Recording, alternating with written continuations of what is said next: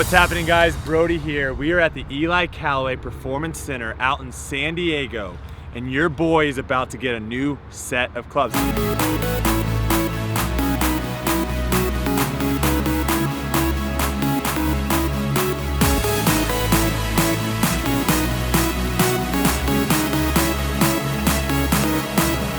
I've been playing with these clubs that I've had for like 5 years, super old. I went to Topgolf the other day, hit my 9-iron, and the head of the club just shot off, and I knew it was time. So we are out here. We've got all this professional situation that you guys will see soon. I'm hitting off of this nice, what is this, Bermuda? What is this? This is Pass Pal. I don't even know what that is, but it feels really good. Got a beautiful driving range out here. We're gonna find the specific clubs for me, and we're just gonna witness basically what the tour pros do, right? And you guys are coming along for the ride, so let's do it.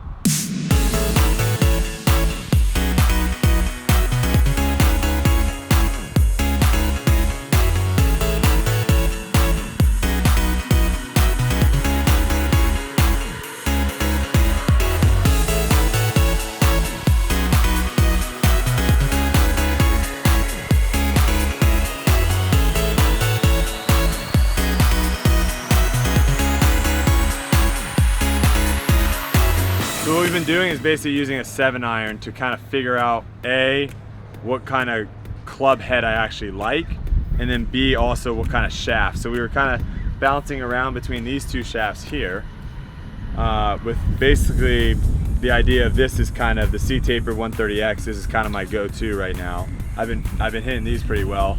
And then we've got these two. We've got the Xforged and the Rogue Pro. These were the two that I was kind of going back and forth. This one, when I hit it super well, it probably felt the best. This one, a little more forgiving, but when you hit it perfect, also, it kind of feels a little clunky. So it's kind of give and take. Also, a lot of spin. We were talking about spin. We were talking about this one.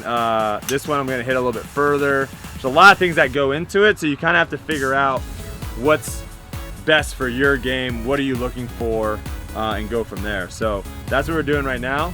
And we're gonna do a little lie test, which I'm a little scared to do because my shot right now is kind of janky. So put that guy on there. Okay. Swap that ball off that board. So the impact is a little more toward on the tape, right? So as you're coming down into the impact area, both the hands are higher, the shaft is deflecting like that a little bit too, right? So that kind of move is going down, and then it's scraping a little toward. Okay. Now, you could play a less flat golf club. It'll move the impact in here a little bit easier, but it'll also draw easier. So it's low catch-22. So if you're up here and you feel like you get the kind of the hands a little more in front of you, out here, it comes more down the line at it.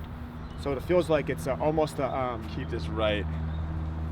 It'll feel like you're almost pushing the club away from you on the downswing. You're not getting rid of your wrist angle, right? You're just not pulling it in like this. You're pushing it out away from you. My first move from up top is more straighten the right elbow out and push the hands out a little bit far away from you. So far with the iron fittings with Brodie, we compared two different models. We compared the Xforged to the Rogue Pro.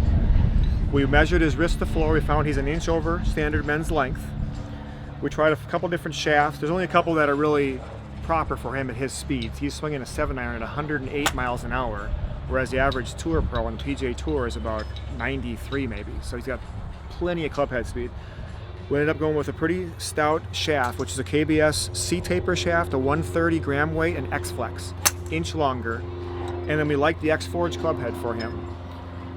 We ended up bending the line go a little bit flatter to match kind of his swing path right now and minimize how much it draws.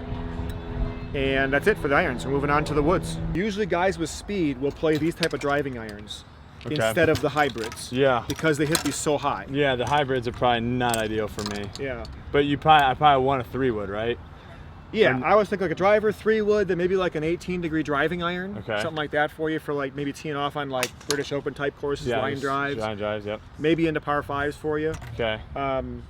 If you want, we can hit also like the 3 and see how that goes for you also. So I only have, as far as with your length, I mean your height, I only have the inch overs in the 7-irons that are adjustable. Sure. And then these are all made like an inch over also. So the rest of these sets were just standard length. Gotcha. So why don't you hit a couple of these for me? So this is like a 3? That's like a 3-iron, okay. But it's the driving iron, yeah. But regardless, he's flying a 3-iron 250. Let's do this little comparison. I like how you're hitting that. Yeah, that felt good. I think this will be a nice complement to go into the set, just like this here. So we'd take that one out, and you would go here. And it's kind of meant to badge up with these two. Okay. So you go right on down the line to that. Nice. Okay. That'd be a 3 driving iron. This would be a 2. 2. And it comes down to kind of the height and what you're feeling. Okay. Yeah, what you're liking. There you go. See, I visualize with your swing, if you get too much inside out and shallow, if you think cut, it gets you a little more down the line. You get a little steeper on it. You kind of hold the face under a little bit versus kind of rolling it over like a. Get it to your tennis stock. Don't get too much kind of forehand and flipping it. Almost think like that kind of move. Yeah, a little bit with the face. There you go. That one I really fought to hold off, and that felt good. Yeah. So I think one thing I'm starting to learn is you can kind of give yourself the club for your swing that you currently have, which obviously not playing golf in forever, my swing's not where I want it to be.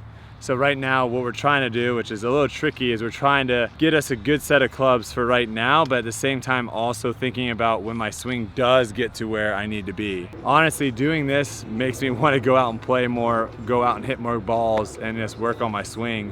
So it's kind of nice. You're not only getting fit for the clubs, but you're also getting like some instruction on what you can be doing for the ball to actually respond better off your club. You got the big boy now. Here comes the Big Daddy. We got 2 models. Standard Rogue with a single weight in the back, a little bit larger profile head, and we have the Rogue Sub-Zero.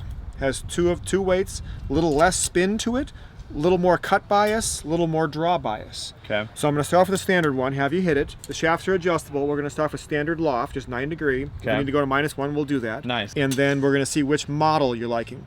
Now, this is the heaviest driver shaft I have in the cart, which I think is going to be good for you again. It's nice. an 80-gram driver shaft. Most amateurs are probably hitting a 60 or even a 50-gram driver shaft. Gotcha. But most amateurs swing a driver 100 miles an hour. You're probably going to swing it close to 120 miles an hour. You're swinging a 3-wood at 114 already. Gotcha.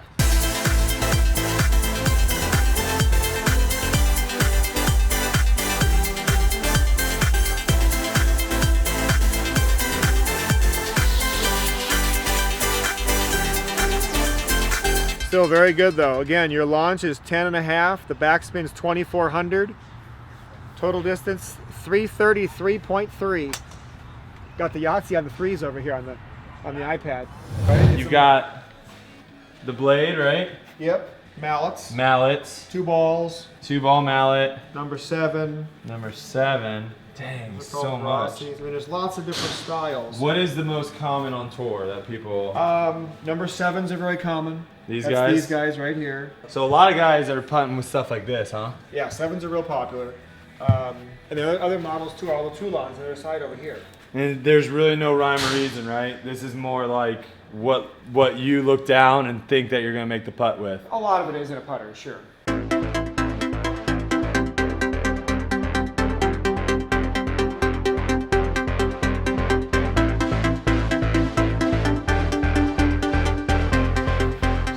See, we're in the putting zone or putting center or whatever you want to call it.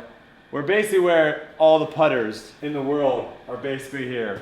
The good putters, the Odyssey putters. And you got putters over here. These were Toulon putters. So you've got a lot of options. And like I said before, I feel like it's with putting, the biggest thing is just kind of feeling comfortable with the ball.